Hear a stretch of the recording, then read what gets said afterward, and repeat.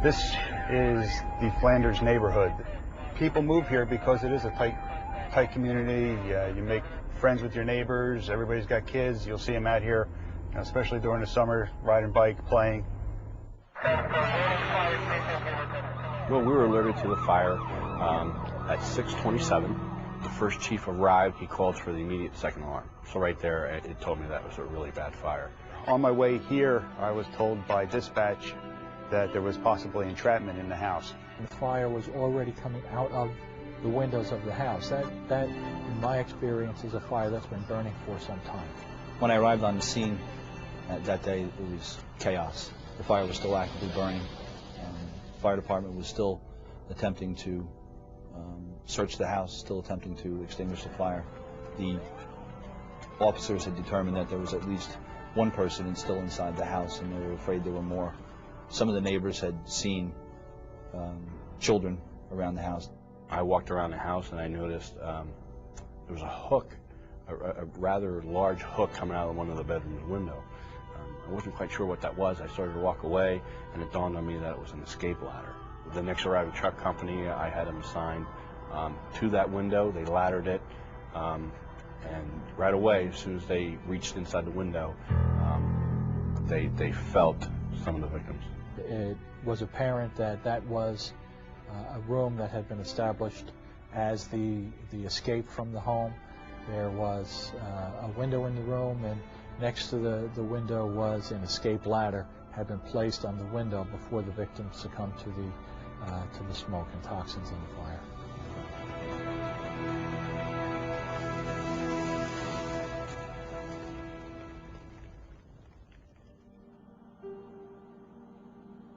In this particular fire, it started in a living room on the lower floor of a split-level home.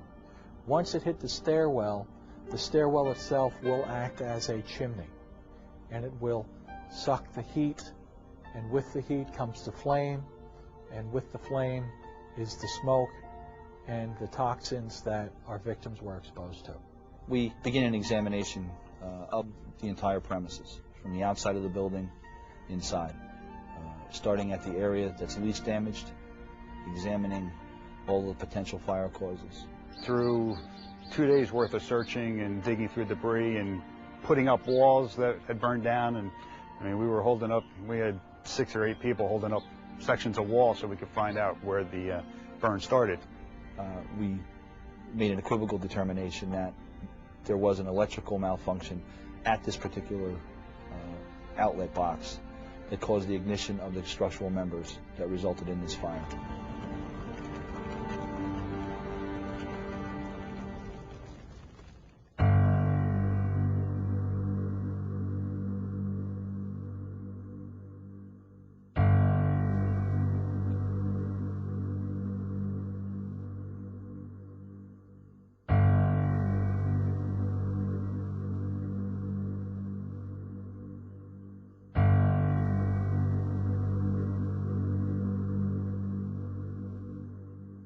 In any major disaster or in any major occurrence, the community generally does reach out and say, how can we prevent this? How can I keep this from happening to me? We pay particular attention to the circuit breakers. The circuit breakers that did not trip are of particular interest to us, especially if they control the circuits where the fire began.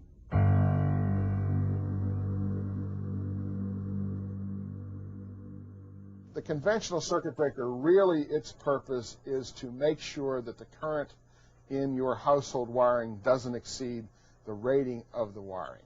And that's really its only purpose. You can have toasters and a coffee maker on a circuit breaker, and it may sit there for 3, 4, 5 minutes before the breaker will trip. And that's primarily because you're trying to protect against the wiring overheating, and it takes time and current to overheat a wire. There's another phenomena, though, when 2 wires come together just momentarily and you have a little flash, a little spark, and as soon as they touch, they'll separate again and a little molten copper will go flying. That whole process is so short that a conventional circuit breaker doesn't see it, doesn't know it happened. That's called an arcing fault.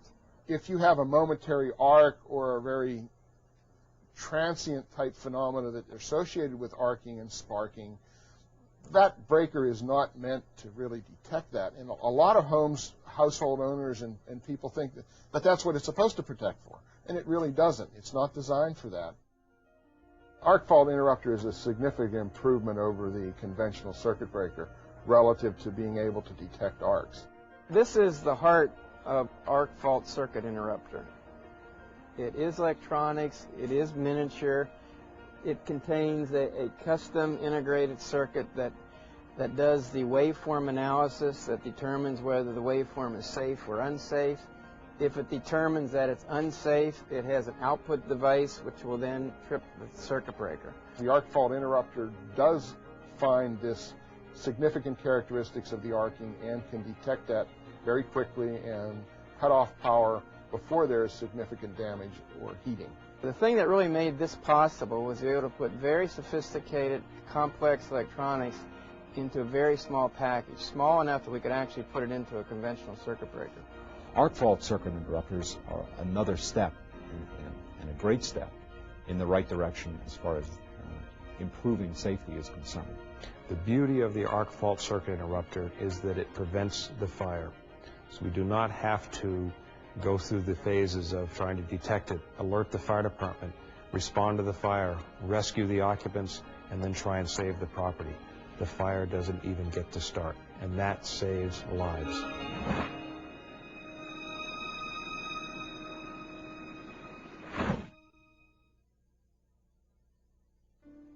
If we're going to make it a recommendation for a bedroom circuit, we need to make it a recommendation for every circuit in the home.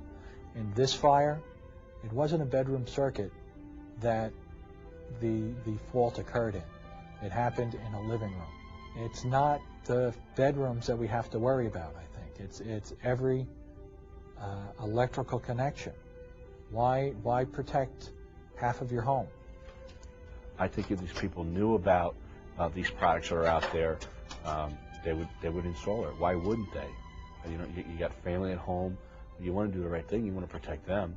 The U.S. Consumer Product Safety Commission, the United States Fire Administration, the Underwriters Laboratories, the National Association of State Fire Marshals, and the National Fire Protection Association all support the use of AFCIs in the residential environment.